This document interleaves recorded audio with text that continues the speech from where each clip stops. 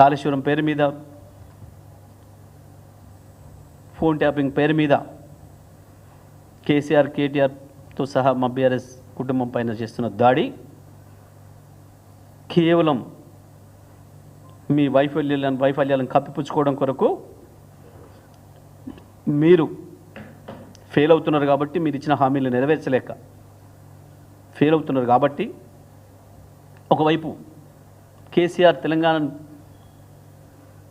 తీసుకున్నాడు కాబట్టి కక్షతోని ఒక వర్గం మీడియా చేస్తున్న దుర్మార్గమైన దాడి తప్ప ఆ ఫోన్ ట్యాపింగ్ కేసు కానీ దానికి ఎటువంటి సంబంధం లేదు కేసీఆర్ కానీ కేటీఆర్కి కానీ. ఆధారం లేకుండా ఎవడైనా ఇష్టం వచ్చిన పద్ధతుల్లో మేము ఇట్లా రాస్తాం ఇంకా కొనసాగిస్తామంటే మాత్రం ఎట్టి పరిస్థితులలో కూడా మా చర్యలు ఉంటాయి, అందులో సందేహం లేదు.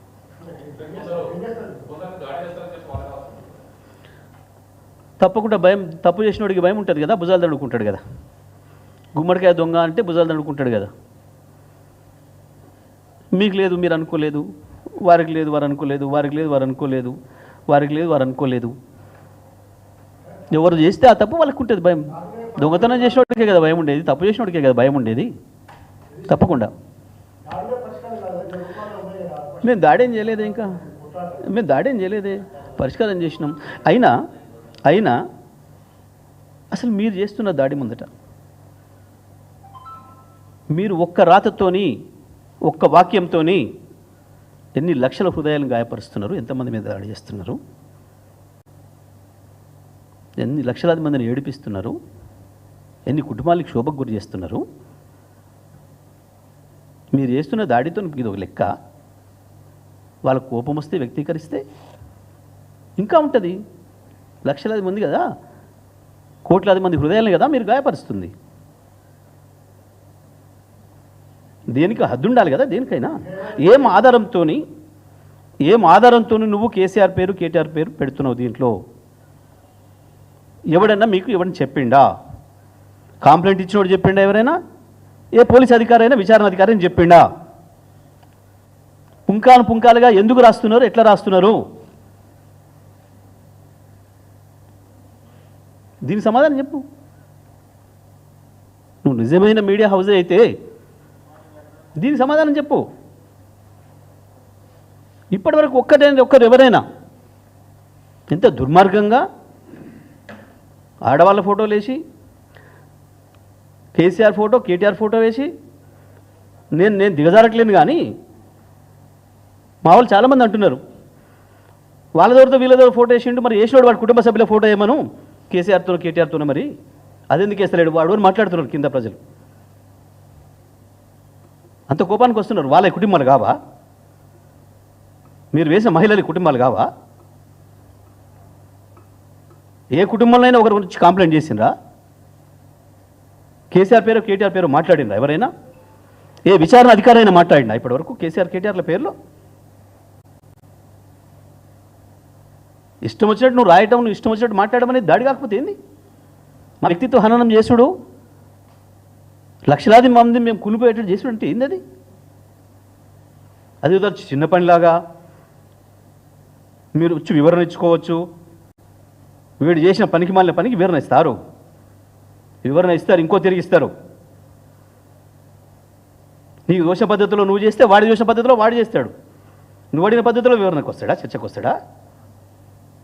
ఎవరిని అడిగి రాసినావు, ఎవరిని అడిగేసినావు? రాసేటప్పుడు అడుగుతున్నారా? నీతులు చెప్పే ఆయన కూడా ఒకరి పేరు రాసేటప్పుడు తప్పకుండా వాళ్ళు వివరణ తీసుకోవాలి కదా. అది కదా ప్రాథమిక సూత్రం కదా జర్నలిజంలో. ఎవడను కూడా ఆరోపణ చేస్తే ఆరోపణ వరకు రాసుకో, దాని గురించి ఎవరేం మాట్లాడలేదు. కానీ నువ్వు రాసే స్టోరీలో ఎవడో విచారణాధికారి ఎవడో విచారణ పోయిందని చెప్పి వాడేదో చెప్పిండని చెప్పి నువ్వు రాస్తున్నది, నువ్వు పరకాయ ప్రవేశం చేసి నీకున్న కక్షను కేసీఆర్ పైన కేటీఆర్ పైన ఇంకోటి పైన తీసుకునే పద్ధతిలో నేను రాస్తా ఇష్టం వచ్చినట్టు అంటే ఏం జర్నలిజం అనాలి దీన్ని? జర్నలిజం ఎట్లయితుంది? తప్పకుండా కబైలా హౌజే అవుతుంది, కబైలానే అవుతుంది.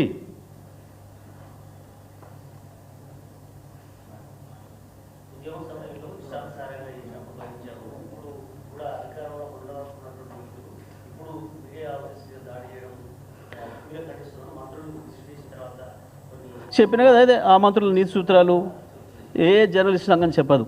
కబేలా హౌజులు మాత్రమే మాట్లాడతాయి, కబేలాలకు మద్దతు మాత్రమే మాట్లాడతారు. మేము మీడియా హౌజుల గురించి అనలేదే, మేము మీడియా హౌజుల జోలికి పోలేదే ఎక్కడ. మేము కబేలా దగ్గరికే పోయినాం.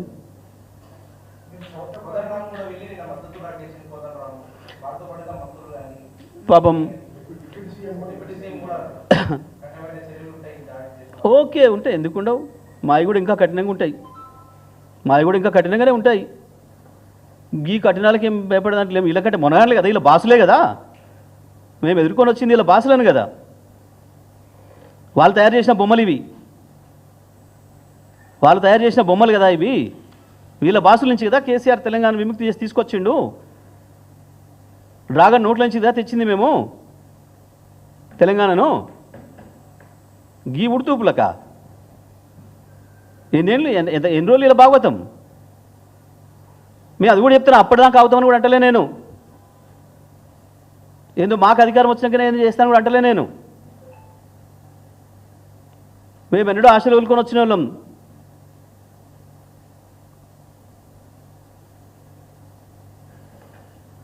ఇక కోదండరామ్ గురించి ఏం చెప్పాలి పాపం. ఇప్పుడు హాయిగా సమైక్యాంధ్రుల నీడలో వాళ్ళ చదువుతో చల్లగా బతుకుతున్నట్టున్నాడు పాపం. పాతబాట అన్నిటికీ రిగ్రెట్ అవుతున్నట్టుండు. పౌర హక్కుల కొరకు కొట్లాడడం పొరపాటు చేసిన, తెలంగాణ ఉద్యమం కొరకు కొట్లాడి పొరపాటు చేసిన రిగ్రెట్ అవుతున్నట్టుండు సమైక్యాంధ్రుల చదువులో ఉండి పాపం. లేకపోతే కోదండరామ్కి నిన్న వేసుకొని ఉరికిండు కానీ గీ దాడులు కనపడలేదా? ఇక తెలంగాణ అమ్మాయిలు కొండారెడ్డిపల్లి పోయినరు దాడి చేయడానికి. మీరు ఏమన్నా ఆయుధాలు పట్టుకొని పోయిందా? మీ ఊర్లో అందరికీ రుణమాఫీ అయిందా అని అడుగుతామని పోయింది. కొంత దుర్మార్గమైన దాడి చేస్తే కోదండరామ్కి ఎందుకో నోరు మిగలలేదు పాపం.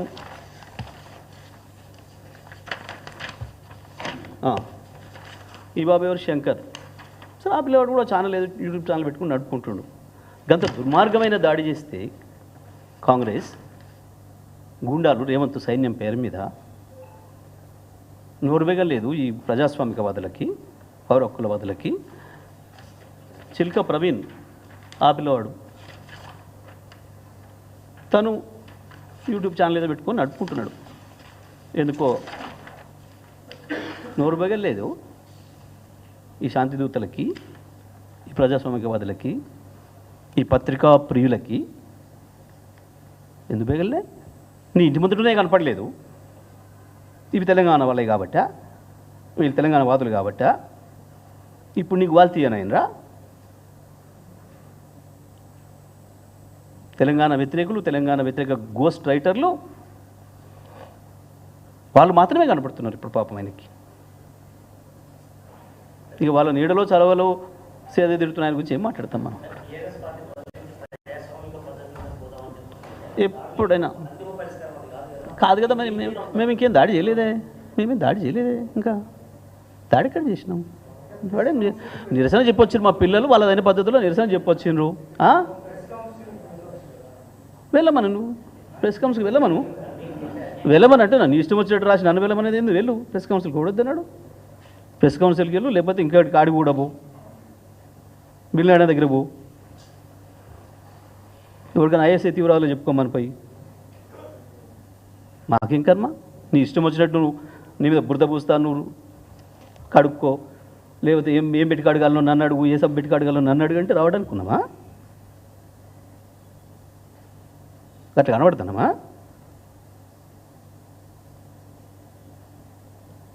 వీళ్ళ బల్పంతా, వీళ్ళ అహంకారం అంతా